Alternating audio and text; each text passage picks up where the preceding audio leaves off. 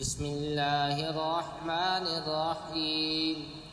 واعلموا أنما غنمتم من شيء فأن لله خمسه وللرسول ولذي القربى واليتامى والمساكين وابن السبيل إن كنتم آمنتم بالله وما أنزلنا على عبدنا يوم الفرقان يوم التقى الجمعان والله على كل شيء قدير إذ أنتم بالعدوة الدنيا وهم بالعدوة القصوى والركب أسفل منكم ولو تواعدتم لاختلفتم في الميعاد ولكن ليقضي الله أمرا كان مفعولا ليهلك من هلك عن بينة ويحيى من حي عن بينة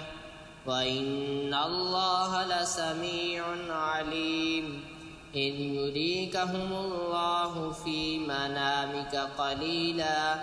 ولو أراكهم كثيرا لفشلتم ولتنازعتم في الأمر ولكن الله سلم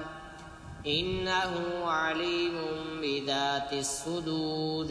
وإذ يريكموهم إذ التقيتم في أعينكم قليلا ويقللكم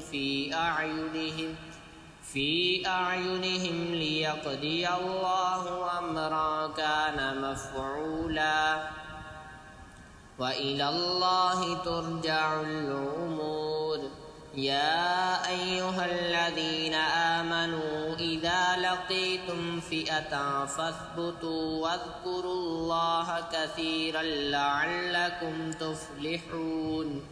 وأطيعوا الله ورسوله ولا تنازعوا فتفشلوا وتذهب ريحكم واصبروا إن الله مع الصابرين ولا تكونوا كالذين خرجوا من ديارهم بطرا ورئاء الناس ويصدون عن سبيل الله والله بما يعملون محيط وإذ زين لهم الشيطان أعمالهم وقال لا غالب لكم اليوم من الناس وإني جار لكم فلما تراءت الفئتان نكص على عقبيه وقال إني بريء منكم إني أرى ما لا ترون إني أخاف الله والله شديد العقاب إذ يقول المنافقون والذين في قلوبهم مرض غر هؤلاء دينهم ومن يتوكل على الله فإن الله عزيز حكيم ولو ترى إذ يتوفى الذين كفروا الملائكة يضربون وجوههم وأدبارهم وذوقوا عذاب الحريق ذلك بما قدمت أيديكم وأن الله ليس بظلام للعبيد كدأب آل فرعون والذين من قبلهم كفروا بآيات الله فأخذهم الله بذنوبهم إن الله قوي شديد العقاب ذلك بأن الله لم يك مغيرا نعمة أنعمها على قوم حتى يغيروا ما بأنفسهم وأن الله سميع عليم كدأب آل فرعون والذين من قبلهم كذبوا بآيات ربهم فأهلكناهم بذنوبهم وأغرقنا آل فرعون وكل كانوا ظالمين إن شر الدواب عند الله الذين كفروا فهم لا يؤمنون الذين عاهدت منهم ثم ينقضون عهدهم في كل مرة وهم لا يتقون فإما تثقفنهم في الحرب فشرد بهم من خلفهم لعلهم يذكرون وإما تخافن من قوم خيانة فانبذ إليهم على سواء إن الله لا يحب الخائنين ولا يحسبن الذين كفروا سبقوا إنهم لا يعجزون وأعدوا لهم ما استطعتم من قوة ومن رباط الخيل ترهبون به عدو الله وعدوكم وآخرين من دونهم لا تعلمونهم الله يعلمهم وما تنفقوا من شيء في سبيل الله يوفى إليكم وأنتم لا تظلمون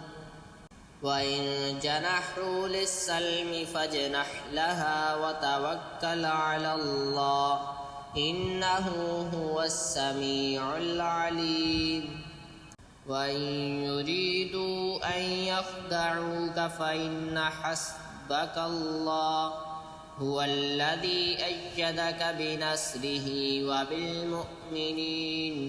وألف بين قلوبهم لو أنفقت ما في الأرض جميعا ما ألفت بين قلوبهم ولكن الله ألف بينهم إنه عزيز حكيم يا أيها النبي حسبك الله ومن اتبعك من المؤمنين يا أيها النبي حرض المؤمنين على القتال إن يكن منكم 20 صابرون يغلبوا 200 وإن يكن منكم 100 يغلبوا 1000 من الذين كفروا بأنهم قوم لا يفقهون الآن خفف الله عنكم وعلم أن فيكم ضعفا فإن يكن منكم 100 صابرة يغلبوا 200 وإن يكن منكم 1000 يغلبوا 2000 بإذن الله والله مع الصابرين ما كان لنبي أن يكون له أسرى حتى يثخن في الأرض تريدون عرض الدنيا والله يريد الآخرة والله عزيز حكيم لولا كتاب من الله سبق لمسكم فيما أخذتم عذاب عظيم فكلوا مما غنمتم حلالا طيبا واتقوا الله إن الله غفور رحيم يا أيها النبي قل لمن في أيديكم من الأسرى إن يعلم الله في قلوبكم خيرا